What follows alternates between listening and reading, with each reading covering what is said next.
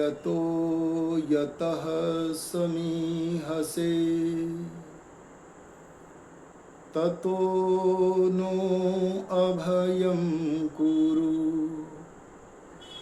शं नः कुरु प्रजाभ्यो अभयं नः पशुभ्यः। आदरणीय पवित्र आत्माओं,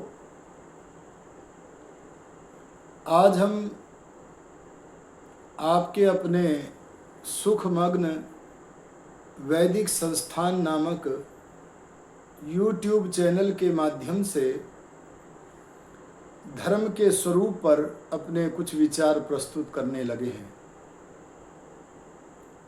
यदि आपको इस चैनल के विचार सत्य लग रहे हैं, सनातन वैदिक धर्म से परिपूर्ण लग रहे हैं, तो आप अपने इस सुखमग्न वैदिक संस्थान नामक YouTube चैनल को सब्सक्राइब करें तथा आपको इस चैनल पर होने वाले वेदोपदेश दृष्टिगोचर हो जाएं। इसके लिए बेल आइकॉन की घंटी भी दबाएं। आइए आज धर्म के स्वरूप पर विचार करते हैं। धर्म शब्द ध्रिय धारण पोषणयोः धातु से बनता है, अर्थात जिससे धारणा व पोषण प्राप्त होता है, उन तत्वों का नाम पदार्थों का धर्म है। धारण और पोषण करने वाले तत्वों के बिना पदार्थ का अस्तित्व नहीं रहता है। यदि धारण और पोषण करने वाले तत्व विद्यमान हैं तो पदार्थ है, अन्यथा उसका अस्तित्व समाप्त हो जाता है। जैसे कि अग्नि को धारण करने वाला अग्नि का जो धारणीय तत्व है, जो अग्नि का धारक है, वह है उष्णता। यदि अग्नि में से उष्णता को पृथक कर दिया जाए तो अग्नि न रहकर राख कहलाएगी।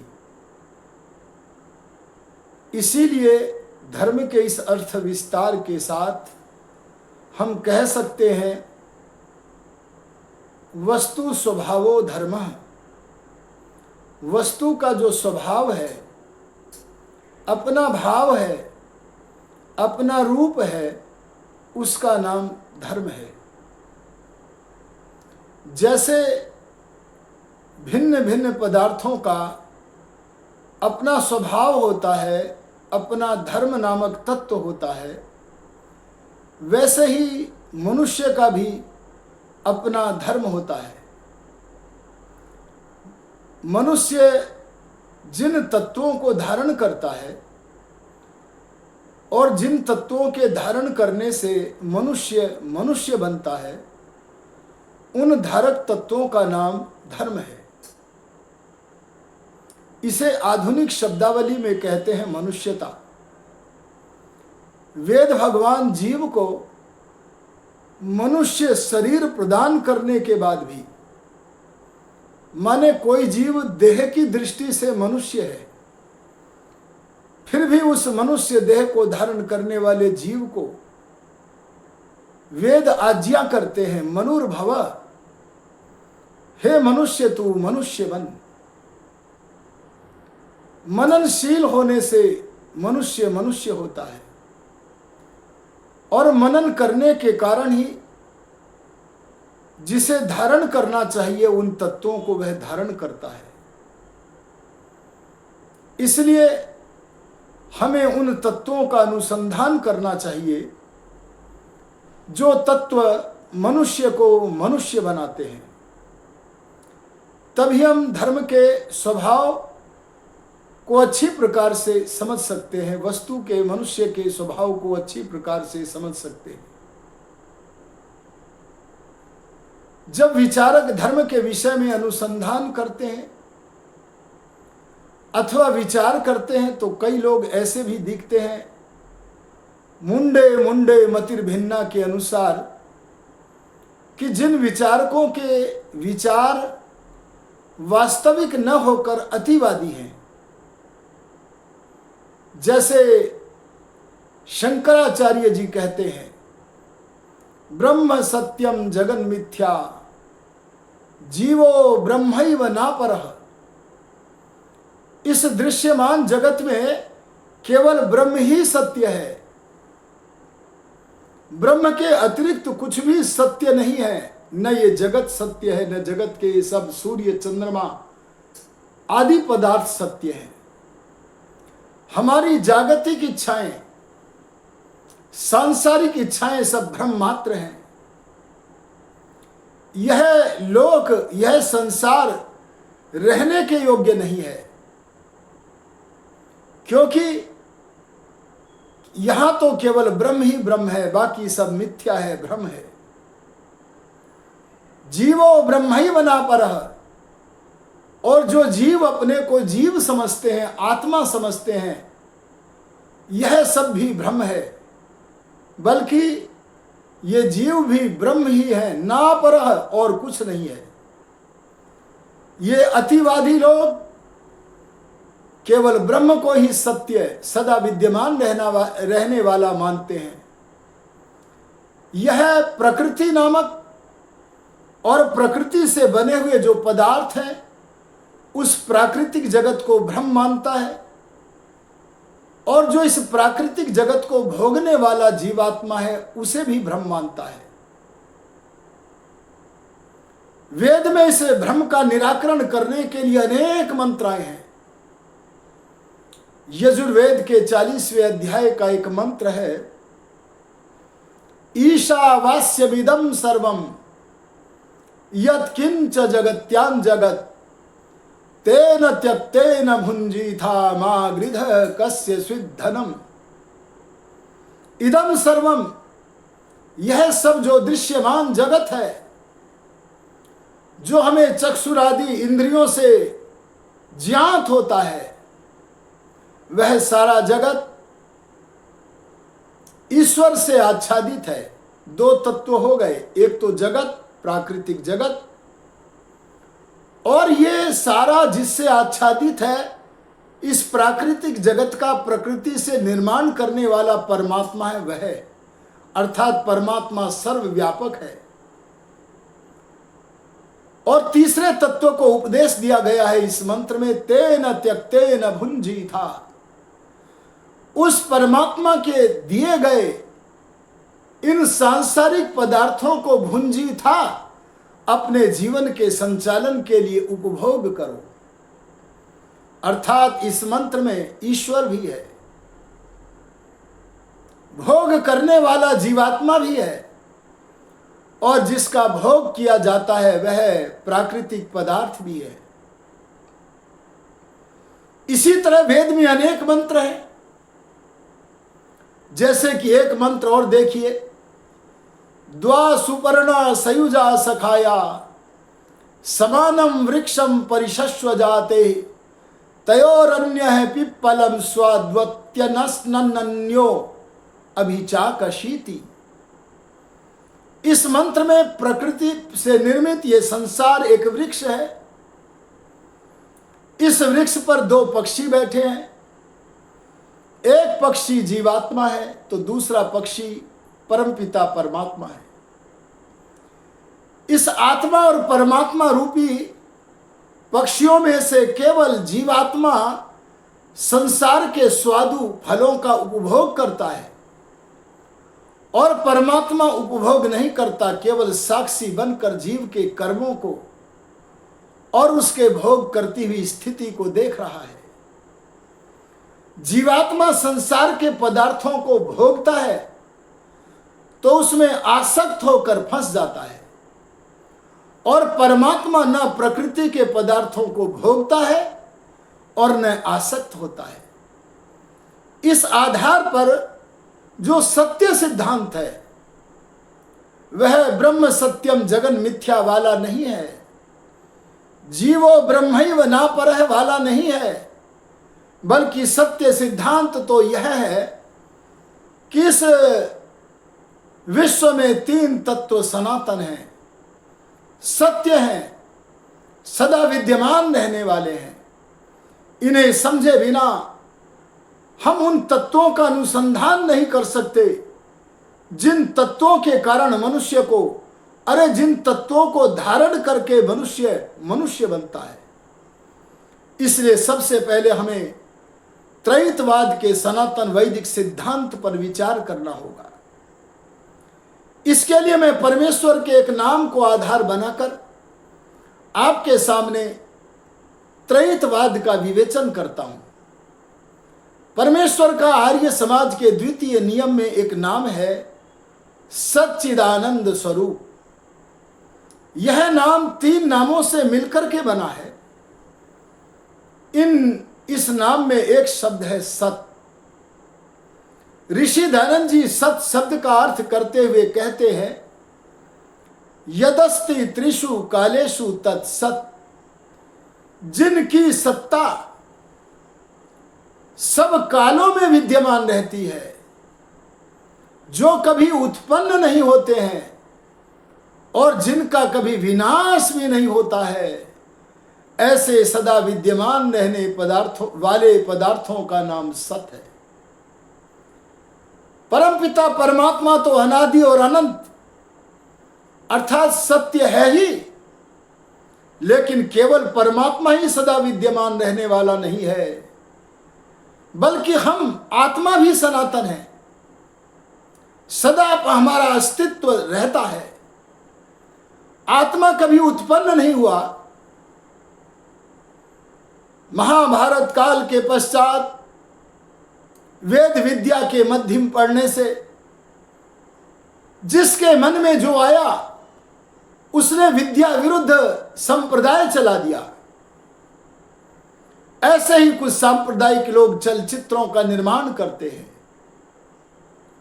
वे लोग अपनी मान्यता के अनुसार, कुरान आदि की मान्यता के अनुसार उन चलचित्रों के माध्यम से जो धर्म के तत्व का अनुसंधान नहीं करते, जो स्वाध्यायहीन सनातनी हैं, ऐसे लोगों के भीतर अवैदिक असत्य विचारों का प्रवेश करने की चेष्टा करते हैं।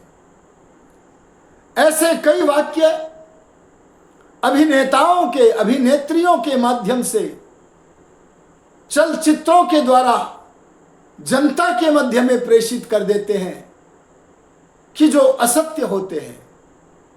जैसे कहा जाता है फिर न मिलेगी जिंदगी दोबारा। अरे परमात्मा तो सदा से सृष्टि बना रहा है, वर्तमान सृष्टि भी परमात्मा ने बनाई है और आगे भी परमात्मा सृष्टि बनाएगा।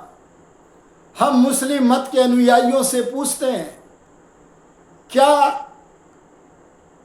परमात्मा ने पहले सृष्टि नहीं बनाई? बोले नहीं बनाई।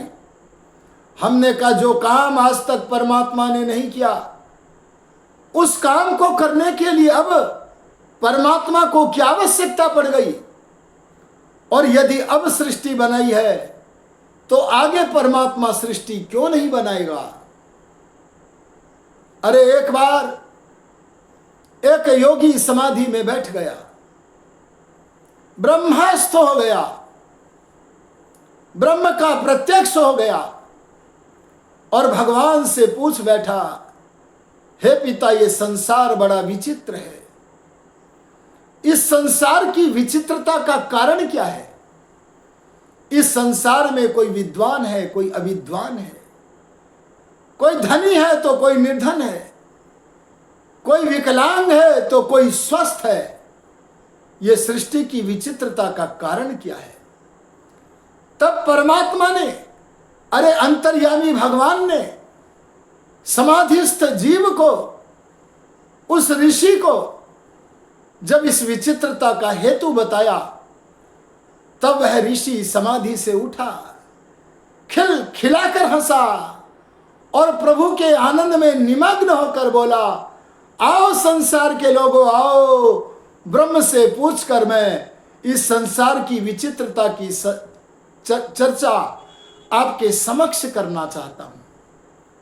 और तब उन्होंने एक सूत्र ब्रह्म से पूछ करके दिया और कहा, कर्म वैचित्र्यात् सृष्टि वैचित्र्यम।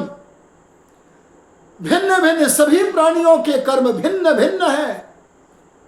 उन कर्मों की विभिन्नताओं के कारण संसार में विचित्रता दृष्टिगोचर होती है। अगर हम कुरानवादी आदि जो मतांतर है उनके लोगों से पूछें कोई अंधा क्यों है,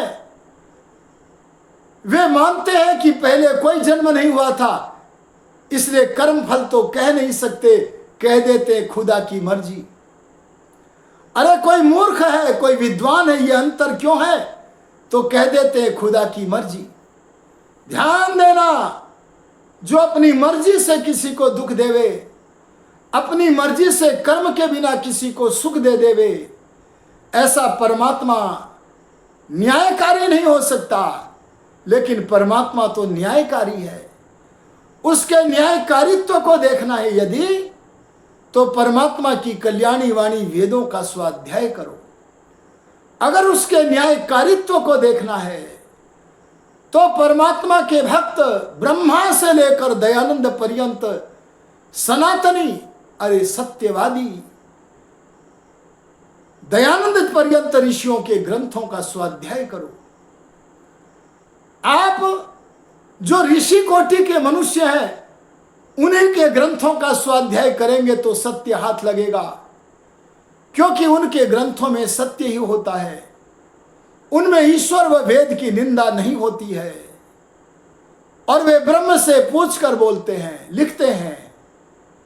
वहां पर पढ़ने से हमें पता लगता है कि परमात्मा सदा सृष्टि बनाते हैं। आप यदि वेदों तक नहीं जा रहे हैं, अरे उपनिषदों को नहीं पढ़ रहे हैं, दर्शनों को नहीं पढ़ रहे हैं दुर्भाग्य से, तो अभी कुछ दिन पुराने ही ग्रंथ आप गीता का ही अवलोकन कर लीजिए। गीता में योगीराज कृष्ण के उपदेश को संपादित करके महर्षि व्यास जी योगीराज कृष्ण के मुख से अर्जुन को संबोधित करा रहे हैं और कह रहे हैं, अर्जुन बहुनी में व्यतीतानि जन्मानि तव चार्जुन तान्यहं सर्वाणि वेत्था न त्वं परन्तप। ए अर्जुन, तू भी आत्मा है और मैं भी आत्मा हूं। जो शरीर धारण करने वाला होता है वह आत्मा होता है, और जो परमात्मा है वह अकाय होता है। अकाय का अर्थ है जिसका यह स्थूल शरीर कभी नहीं होता। स्थूल ही नहीं, जो अंतःकरण आदि सूक्ष्म शरीर है वह भी नहीं होता। और यह स्थूल शरीर और अंतःकरण आदि सूक्ष्म शरीर जिस कारण शरीर से बनता है वह कारण शरीर भी नहीं होता। ऐसा तत्व परमात्मा है। न तो तू परमात्मा है न मैं परमात्मा हूं, हम दोनों जीव हैं। इस कारण से ये जन्म मरण की परंपरा से हम दोनों न जाने कितनी बार मुक्ति में गए हैं, और मुक्ति की अवधि व्यतीत होने पर हम फिर लौटे हैं, और लौट करके हम जन्म मरण के चक्र में पड़े हैं। बस एक अंतर है अर्जुन, तुझ में और मुझ में। तू योगी नहीं है, इसलिए अपने पीछे के जन्मों को जानता नहीं है, और मैं योगी हूं, परमेश्वर के सन्निकट हूं। अरे भगवान तो तद्दूरे तद्वंती के, जो ज्ञानी है ऋषि हैं, उनके परमात्मा अत्यंत समीप है, उन्हें प्रत्यक्ष होता है। और जो अज्ञानी है, अनऋषि है, योगी नहीं है, तद्दूर है, उनके लिए परमात्मा दूर है। इस कारण से तू अपने जन्मों को जानता नहीं है और मैं कृष्ण अपने जन्मों को जानता हूं। पता लगा कि चलचित्रों के माध्यम से जो ये बात कही जाती है, फिर न मिलेगी जिंदगी दोबारा, इन विद्या के शत्रुओं के वाक्यों से हमें बचकर के रहना चाहिए, नहीं तो हम किसी भी अतिवाद की तरफ जा सकते हैं, असत्य की तरफ जा सकते हैं। सिद्धांत यह है कि जैसे परमात्मा सदा विद्यमान रहता है, ऐसे आत्मा भी सदा विद्यमान रहता है। आत्मा का भी जन्म नहीं होता है, न आत्मा का जन्म होता है, परमात्मा का जन्म नहीं होता है। और आत्मा संसार में आकर जिस सृष्टि का उपभोग करता है, वह सृष्टि परमात्मा ने एक नित्य तत्व, सदा विद्यमान रहने वाले तत्व, सत्स्वरूप तत्व, जिसका नाम है मूल प्रकृति, उस प्रकृति से निर्मित की है। यह प्रकृति से निर्मित होने के कारण दृश्यमान जगत प्राकृतिक कहलाता है। हम इस प्रकृति से निर्मित जगत को भोगते हैं। तो तीन पदार्थ सदा विद्यमान रहते हैं। ध्यान देना, जो वस्तु निर्मित होती है वह सत्स्वरूप नहीं है। अरे जैसे हमने भवनों को निर्मित किया तो हमारे बनाए भवन एक दिन नाश को प्राप्त होंगे, लेकिन परमात्मा ने हमारे शरीर को बनाया है तो ये बिगड़ेगा। परमात्मा ने पृथ्वी को बनाया है, पृथ्वी बिगड़ेगी। परमात्मा ने सूर्य को बनाया है, सूर्य बिगड़ेगा। ऐसे असंख्य पदार्थों को बनाया है। ये सारे बने हुए पदार्थ परमात्मा के हो या जीवात्मा के बनाए हुए पदार्थ हो, ये बने हैं तो बिगड़ेंगे। लेकिन तीन तत्व अनादि हैं। यही सिद्धांत सत्य है। अन्य किसी भी वाद के संपर्क में मत आना। अगर संपर्क में आए, मानने लगे, तो विद्या के शत्रु बनकर सनातन धर्म से, अरे सत्य से, अरे धर्म से, अरे वास्तविकता से दूर चले जाओगे, कहीं के न रहोगे। इसलिए मैं कहता हूं, ईश्वर को सत स्वरूप मानो, आत्मा को सत स्वरूप मानो और प्रकृति को भी सत स्वरूप मानो। एक बार आर्य समाज के महाधन स्वामी दर्शनानंद जी महाराज से शास्त्रार्थ हो रहा है। नास्तिक लोगों का, जो अविद्या के कारण ईश्वर नामक तत्व को ही नहीं मानते हैं, ऐसे अतिवादी भी होते हैं। उनसे शास्त्रार्थ हो रहा है और वह शास्त्रार्थ भी लिखित रूप में हो रहा है। तो उस शास्त्रार्थ को जब हुआ, उसमें एक प्रश्न आया और उस प्रश्न का उत्तर जब तक स्वामी दर्शनानंद जी देते, उससे पहले वाराणसी में पढ़ने वाले एक विद्यार्थी मुक्तिराम उपाध्याय ने दे दिया। उनका तब तक आर्य समाज से कोई परिचय नहीं था, लेकिन पीछे के जन्म जन्मांतरों के संस्कारों ने उन्हें सनातनी बनाया हुआ था, योगी बनाया हुआ था, उच्च कोटि का महापुरुष विद्यार्थी काल में ही बनाया हुआ था। उनके सामने जब एक उनके सहपाठी ने वह प्रश्नावली उपस्थित की तो पूछा, इनमें से कौन सा पक्ष सत्य है? तब मुक्तिराम उपाध्याय, जो आगे चल करके आर्य समाज के महाधन स्वामी आत्मानंद सरस्वती के नाम से प्रसिद्ध हुए, उन स्वामी आत्मानंद जी ने कहा, इसमें दर्शनानंद जी का जो मत है यह मत सही है और नास्तिक मंडल का मत अशुद्ध है। क्या आप इन प्रश्नों के उत्तर दे सकते हैं? बोले हाँ, मैं दे दूंगा। और स्वामी जी ने जो प्रश्न मैं आपके सामने रख रहा हूं उसका उत्तर दिया। प्रश्नकर्ताओं ने प्रश्न किया था कि जब नियम यह है कि कोई वस्तु बिना बनाने वाले के नहीं बनती, तो बताओ, ए आस्तिकों बताओ, ए सनातनियों बताओ, ए वैदिकों बताओ, ए आर्यों बताओ, ए भगवान के मानने वाले आस्तिकों बताओ, भगवान को किसने बनाया? स्वामी आत्मानंद जी के समक्ष जब यह प्रश्न आया तो स्वामी आत्मानंद जी नास्तिक मंडल को कहते हैं आपका प्रश्न अशुद्ध है। उन्होंने पूछा हमारा प्रश्न अशुद्ध कैसे है? तब स्वामी आत्मानंद जो उस समय मुक्तिराम थे वे कहने लगे, अरे जिस तत्व को आप अपनी अज्ञानता से मानते ही नहीं हो उस ईश्वर के बनाने वाले को क्यों पूछते हो? उन्होंने कहा हम तो नहीं मानते पर आप तो मानते हैं। हम तो आप आस्तिकों के दृष्टिकोण से पूछ रहे हैं। तब मुक्तिराम बोले, अगर तुम हम आस्तिकों के दृष्टिकोण से पूछ रहे हो तब भी यह प्रश्न गलत है। बोले तब कैसे गलत है? तब मुंशी मुक्तिराम जी बोले कि ये नियम जो तुमने इस प्रश्न में लिखा है ये नियम कहां से ले आए हो? अरे नियम यह नहीं है कि कोई वस्तु बिना बनाने वाले के नहीं बनती, बल्कि नियम तो यह है कि कोई भी बनी हुई वस्तु बिना बनाने वाले के नहीं बनती। और ईश्वर, आत्मा और ये संसार जीवात्माओं के लिए परमात्मा ने जिस मूल तत्व से, उपादान तत्व से बनाया है वह प्रकृति बने हुए पदार्थ नहीं है। ये तीनों सत स्वरूप हैं, इसलिए इनका बनाने वाला कोई नहीं है।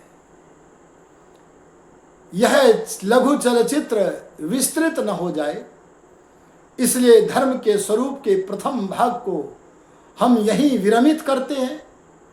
इसको देख करके ही आप रुक न जाना। हमारे आने वाले धर्म के स्वरूप संबंधी, उसके पश्चात धर्म के लक्षण संबंधी अनेक प्रवचन आपके मध्य में उपस्थित होंगे। उन सब का श्रवण, मनन, निधिध्यासन, साक्षात्कार करके अपने जीवन को सफल करें। इन्हीं शब्दों के साथ वाणी को विरमित करता हूँ। ओम शम।